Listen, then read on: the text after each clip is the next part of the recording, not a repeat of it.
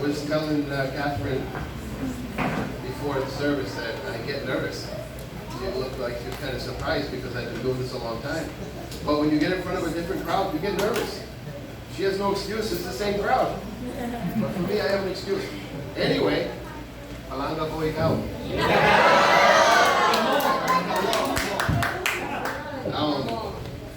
So you gotta help me out. Pastor Tony started to talk about me in English, and then he switched to a language I didn't know. Was it all good? Was it all good? Promise? That's good. That is good. I agree with the song. So I have an update. From the time that Pastor Tony was introducing me, he was talking about my wife is in Macoma, her mother's in the hospital. But the good news is she just got released from the hospital today. After a week, and it was serious. She had a blood transfusion. They didn't know what was wrong. There's a lot of things. So I thank God that He still heals. Yep.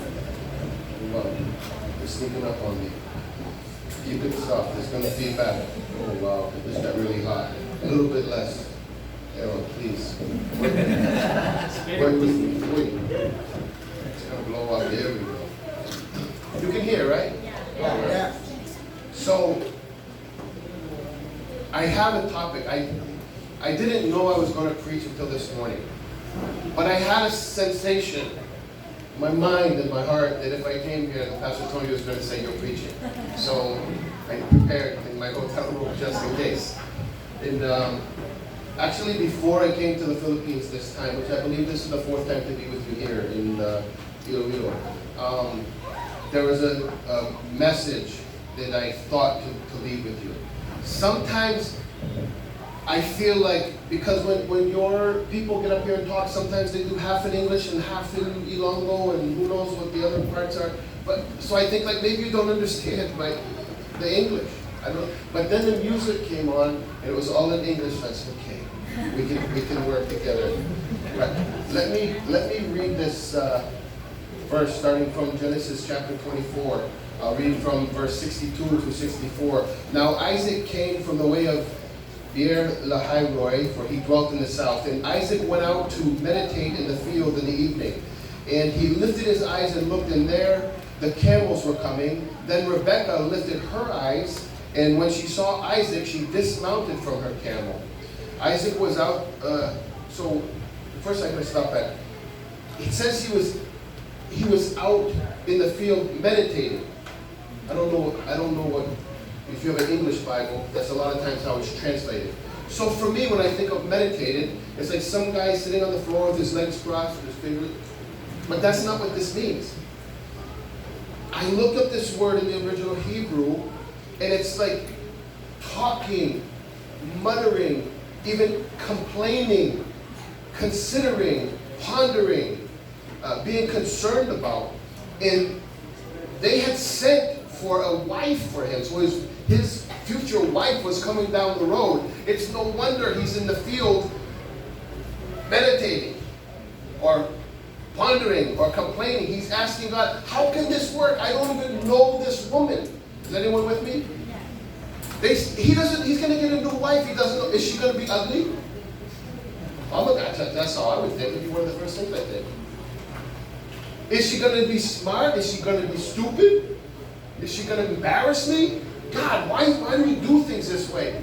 What? He's in the field all alone. And when he was complaining, when he was muttering, when he was doing this to God, it was at that very moment that she showed up. Not when he was in his house eating, not when he was taking a bath, not when he was drinking and having fun. When he was out there complaining with God, what's going on? We're going somewhere with this. I want to talk to you today about the struggle. The struggle. He's out there complaining, God, what's going on? And then she comes, this person who's going to change his life. I got a wife, they change your life, trust me. And so, during this time of mental and emotional struggle is when she arrived into his life. But there's more struggle ahead. I'm finding this thread throughout the scriptures. There's a lot of struggle in our life. But there's some reason and some purpose, and there are other things too. In this example, there's more struggle. Listen, chapter 25, verses 21 through 23. Now Isaac pleaded with the Lord for his wife because she was barren. And the Lord granted his plea, and Rebekah his wife conceived. But the children struggled together within her. And she said, if all is well, why am I like this? So she went to inquire of the Lord. And the Lord said to her, 2 nations are in your wombs. 2 people shall be separated from your body. 1 people shall be stronger than the other. And the older shall serve the younger. We're going to get back to that. But I want to outline something here, underline something, underscore it. She said, if everything's okay, then why am I like this? Has anyone felt like that? Maybe even today? People say, oh, praise the Lord, everything's okay. Good to see you again. If everything's okay, why am I like this? Why are these things going in my mind? Why all this trouble? Why all this struggle inside? Why all the turmoil? Does anyone experience that? I experience it now. I've been walking with God for too long, longer than most of our life. And it's like still that way. It's like, if everything's okay, why am I like this? That's what she said. God says there's 2 nations inside of you. This is the where we see the beginning of Israel, the person, and also we'll see that there's Israel, the people, right? The nations. And listen, Genesis 32, verse 26 through 29. And he said, this is when Jacob is wrestling with the angel of God.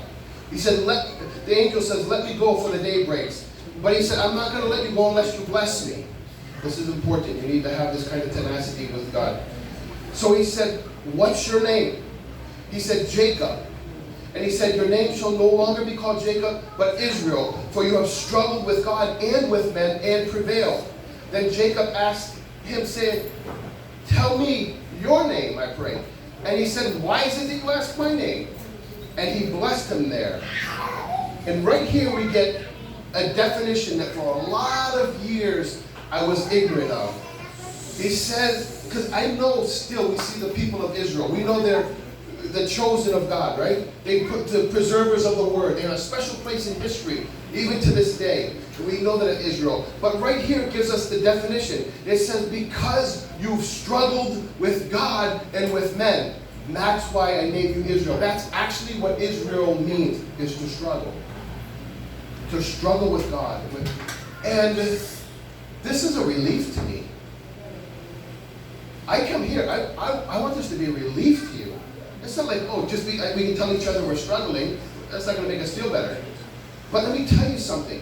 When I look through this story and I look at it physically, you got touched physically, yes, but there's a spiritual component that's more important.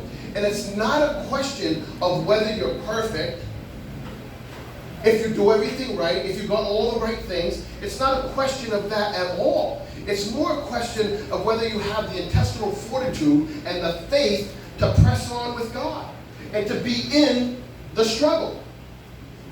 There's a lot of people right now, right out on the street here in the front. I saw a bunch of them when I came in on the taxi today that are not in the struggle.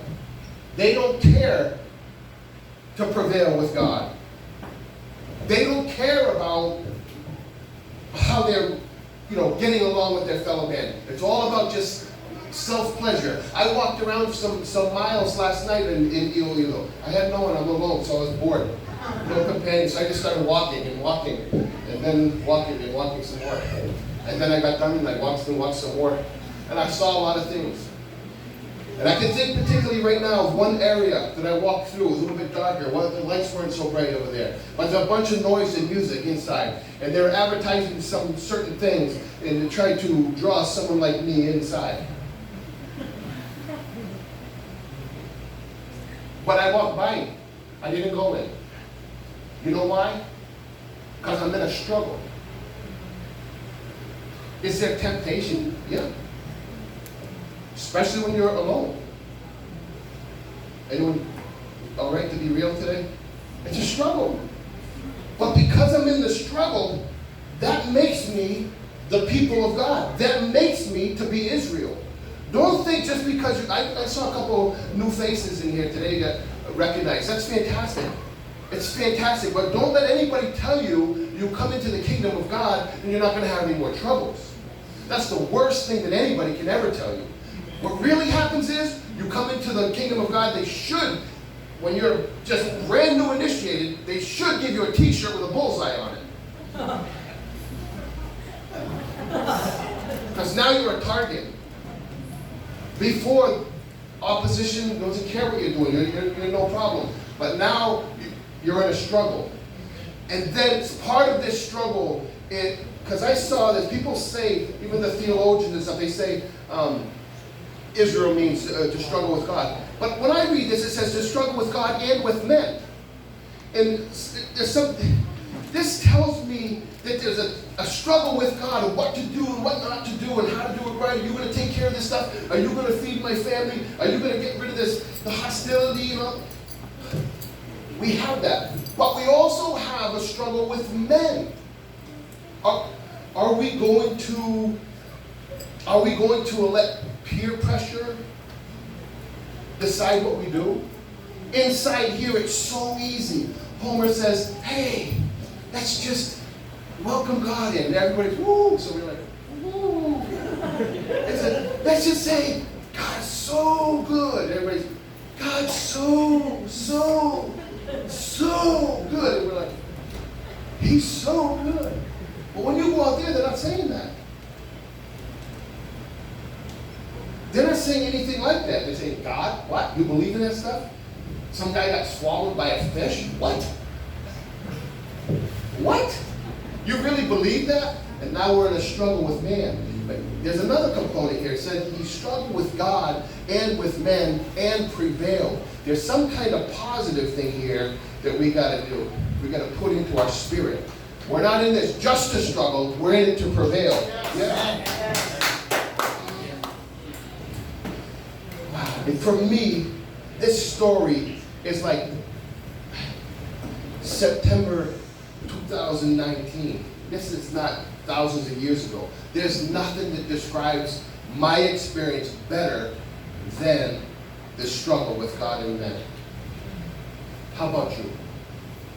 It's a struggle. But be encouraged.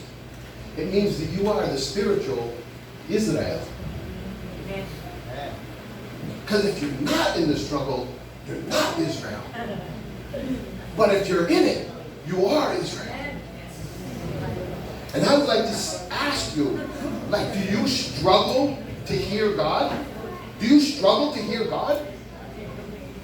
Do you, like, battle to have your prayer requests answered? Do you contend to find the promises of God? Do you wrestle to see prophecies fulfilled? All of those things are contentions, they're struggle, they're battle, they're all the same thing because we're in the struggle. And I want to encourage you to look at it differently. When you find yourself struggling, don't think you're out of it. You're a mystic, you're no good, you're separate. What's wrong with me? If everything's okay, why am I like this? Like Rebecca said, no. If it's all like that, it means you're in the struggle, and that's a very good place to be. That makes you the people of God. It makes you spiritual Israel. Thank God for that. And listen to this. I told you we would get to this. I'm trying not to lie these days. He said, we read one of the verses, that when Rebecca asked, if everything's okay, why am I like this? God says, you have two nations inside of you. Really listen to this. Really listen. He says, two nations. And like Rebecca, there are two nations inside of us too. There's two whole different worlds inside of us. And if we stay in the struggle, if we're willing to get up every day and fight even though it doesn't feel good, sometimes it's terrible. You know when it's real terrible? When it's in church. Oh, someone's agreeing. Yeah, it happens in church. I wasn't here for 3 years. But I know there's struggles inside this church. You know how I know? I don't have a quick line to Gossip Central. I know because there's people here. And as soon as the human component is there, there's going to be problems. And now it's how do you deal with them? Now it's like, God, if everything's okay, why am I in this? Why do I have to feel this every day, every week, every month, every year? I know what I'm talking about. I've been in the fetal position in the corner of the floor in my room, all alone, as a grown man, like a little baby, like just traumatized by things that should have never happened in my mind. But I'll tell you, God never left. Amen. And here's something that jumped out of this verse at me. I'm thinking the older will serve the younger. That sounds really good for maybe 6,000 years ago. But what does it have to do with me? And God, I believe, showed me something. When I decided to come into a relationship with God, I'd already had this, what we call an Adamic nature, right? The nature that comes from Adam, the fleshly nature. You can call it all kinds of names. We have that, right? We've always had that. So then I come in to the kingdom. And what does he call it? Getting reborn or born again. Well, that speaks to me of something very small. Right? We start off as a baby, just like in the natural. You starting to put the pieces together yet? He says, the older will serve the younger. That Adamic nature will come under and be in a servitude position to the younger, reborn, that one that's in a struggle, who's searching after the light and the truth of God. And we find ourselves in a position that this new baby that just got born is standing higher than that old Adam nature. And that Adam nature has to bow down to it. And it try as it may, it cannot take the position. These people were all about blessing, all about promise, all about what's going to happen in the future. And there's things poured out. It doesn't change. Blessings that come from God, they don't change. He says, I don't repent, I don't turn around. When I make up my mind for your callings and your blessings, they're for life. And he gives us these kind of blessings in our life. And try as it may, that old nature tries to rise up, but it can't stand because of the promise of God that the older will serve the younger. Yes. Even if you're brand new to the kingdom of God today, and you have 40 years behind you in that other lifestyle, that has to stop and bow down. When these blessings were put out for the sons, Jacob had a son Esau, right? He got a blessing from the father. And then Esau came in. And he said, bless me, Dad. And Dad's old blind guy, and he said, I just blessed you. What are you talking about? And we come to find out it was Jacob deceiving the old man, yeah? So Esau, the firstborn, he says, Dad, give me a blessing. Bless my life. And this is significant. God put his whole kingdom on it based on the fathers Abraham, Isaac, and Jacob, and this whole lineage. And he said, bless me. And the dad said, listen, you're going to have some good things in your life. You're going to eat from the fat of the land, but you will serve your younger brother.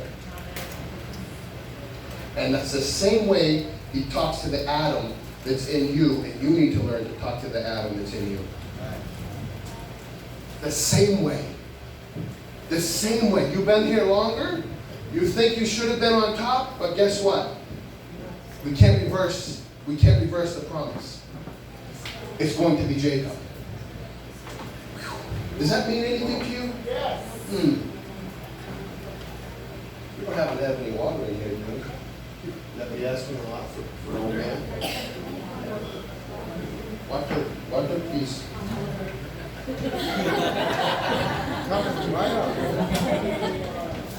Thank you, Mom.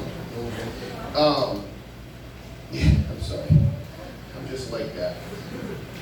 I saw this in the New Testament too here, where it says, in him was life, and the life was the light of men, and the light shines in the darkness, and the darkness did not comprehend it. It says it in the King James. The word really means overcome it.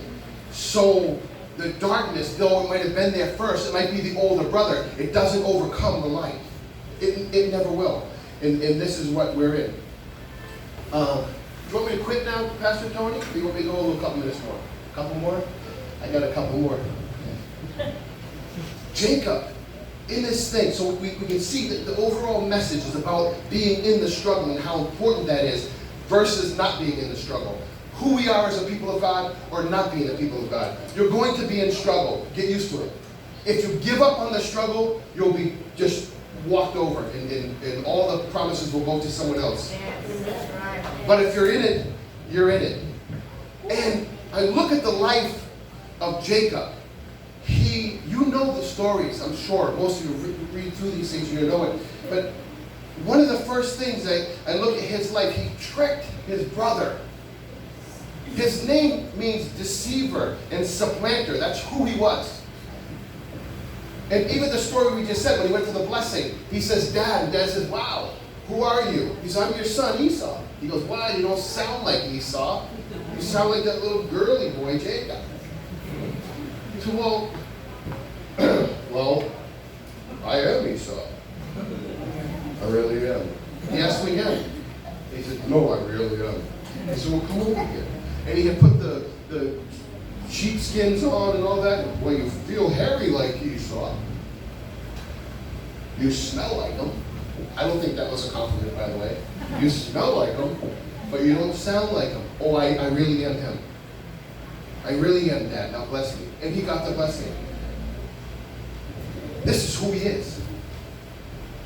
I want to tell you something. I'm going to skip to a point here. When he was wrestling with the angel way later on in life, he's going through all this stuff and learning, what did the angel of God ask him? What's that? A little louder. What's your name? So we got another father asking him, what's your name? But this time he says, I'm Jacob. I'm the supplanter. I'm the deceiver. And he recognized, this, my friend, is growth. Everyone in here, from the youngest all the way up to Pastor Tony, all of you get challenged with this of saying who I really am. When you get in places of authority, then you want to flex that authority instead. Who are you? I'm the pastor. I'm the music leader. I'm the prophet. I'm the evangelist. Really? Like I'm nobody. I can't do that. Do you know what I prayed before I get up in front of you today? God, I'm a terrible person. I don't know a lot of stuff. I don't have talents and skills. But these people are so beautiful. And you love them so much. Just anoint me for their sakes. And your God loves you so much that he would anoint a scumbag like me so that you can get some riches from glory today. Amen. Yeah. He's the one that deserves all the glory. That's why it's so easy for us to stand together and glorify God, because he does deserve it. There's no error in him, but there's an awful lot in us. Listen to this, he trades Esau some food. He gives Esau some food for a birthright. Oh, don't worry about that. There's not a lot going on over there. Come on. You staying with me? Yes. He trades for some food, and I was thinking about that this morning because here, I only get here a few times. Like I said, I've been here in Iloilo for 4 times over a period of, I don't know, 5 or 6 years. And it was 3 years since I was here last. And I was thinking of adobo, caldereta, inasal,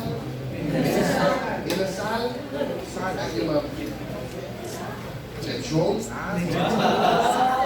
Now we're talking. And I'm thinking, boy, I might have been like Esau if they used Filipino food. I might have made some bad trades. Because that's good food. This helps me understand the Bible, people. And say, wow, these are real life experiences. Later on, the food thing worked so good, he did the same thing to the old man and made what he wanted. Actually, his mom made it, prepared it just right, and they did the costume thing and all that. He had a lot to learn from that position. to where he ended up being. I just read this morning, at the end of his days when he was dying, he brings his sons in and blesses them and tells them all about their whole life. I think, what a powerful man, what a powerful way to end your ministry. But to go from selling inasal to get to that place of blessing, there's a lot of struggle. Yes. A lot of struggle. In these very things, actually, if you look on in the story, you'll find out he had a father-in-law that actually tricked him in some of the same ways, Laban. He ends up has to struggle with some of the same things. He got tricked by the flocks, just like he tricked his dad with the flock, using the skin wrong. He got tricked with names. There's a lot of things that came back on him. His wages got changed 10 times when he's working for a wife. He gets the wrong, all his deception, family collusion. He colluded with his mother to trick his dad. And now he's got Laban, his father-in-law, colluding with his daughter to give him the wrong wife. The same things come back. You ever find that it's that way in your life? You do things and it comes back. And God is so faithful. When you fail at something, He is so faithful, He'll give you the same test over again. He'll give you a chance to get it right. And sometimes we get it right away, and sometimes it's a lifelong struggle. But when he started learning, I started noticing some things here. In Genesis 28, it says this in 18 and 19. So early in the morning, Jacob took the stone that he had put under his head and set it up for a pillar and poured oil on top of it. He called the name of that place Bethel, which means the house of God. I started thinking about the significance of some of that. Putting the stone, making a memorial. It's learning from your past. You get a memorial, you look back and you remember what happened. You tell your kids, your grandkids. Tony was so gracious to let you know how old I am by having 7 grandkids. So you pass these things on, you pass them on, you pass them on. And it's remembering something that happened there. It's a memorial. You'll learn by your mistakes. But it also says he poured oil over the rock. That's what a goofy thing that is. But usually, there's something we're missing when we think that way in the scriptures. I have a nonprofit doing work in Haiti. And in Haiti, they're very poor people. And I sit with them, I speak the language, I talk with them. And their number one concern is, where will I get my next meal? Or how will I feed my little baby? I see mothers come to our school and they haven't fed their little girl for 4 days. They find their kids sometimes sitting on the ground mixing water with sand and dirt and eating it to fill their stomach. Just to put something in their stomach. When I see these things, we have feeding programs. We go into the ultra poor and sometimes we'll just take sacks of rice and oil. And we'll separate it out and give it, a little bit of oil. It's enough that they can cook with for a month or whatever. And this is what God illuminated to me when I saw this here.